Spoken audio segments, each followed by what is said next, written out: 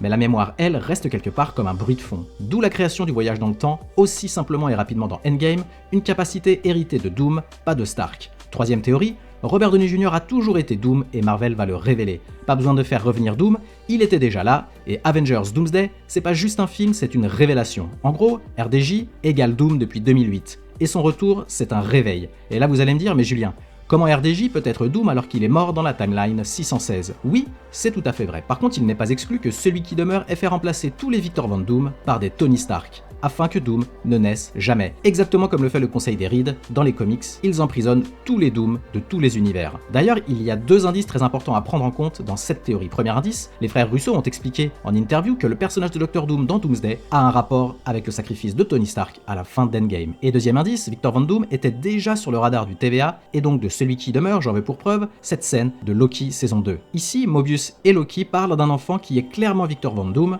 un enfant qui habite près de la mer Noire, comme la Latverie, et qui sera plus tard responsable de milliers de morts. A couple of hunters went out on a mission somewhere near the Black Sea to find a variant. They get there and there's a little hiccup.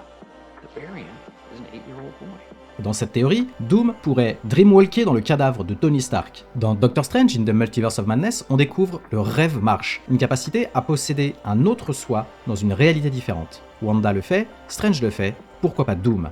Et maintenant, imagine cette quatrième théorie complètement folle, avec un Doom spectral coincé entre les réalités, un portail ouvert entre deux mondes à cause d'une incursion, et une cible parfaite, du coup, le corps de Tony Stark mort depuis Endgame, mais toujours porteur d'une conscience, d'une mémoire, d'une identité de Doom. Et c'est là que ça devient fascinant, car Tony Stark, souvenez-vous, meurt avec une cicatrice sur son visage. Et ça peut faire du sens avec le masque de Dr. Doom dans les comics, une trace physique, un indice, une préfiguration. Et comme Defender Strange dans Multiverse of Madness, Doom peut entrer dans ce corps mort, pas pour le ramener à la vie comme avant, mais pour l'habiter, le contaminer, l'utiliser comme un vaisseau. Le Tony Stark du MCU devient alors la nouvelle enveloppe de Doom, il revient à la vie, mais ce n'est plus le même homme. Et c'est là que tout bascule, quand tu réalises que Marvel Studios ne fait pas revenir Robert Downey Jr. par simple fanservice, mais pour révéler que Tony Stark n'a en réalité jamais existé. Le vrai Tony est peut-être mort dans le ventre de sa mère, et le variant de Doom a grandi à sa place. Et son arc de rédemption, son humanité, c'était simplement une répression, une diversion, jusqu'au moment où il va se souvenir.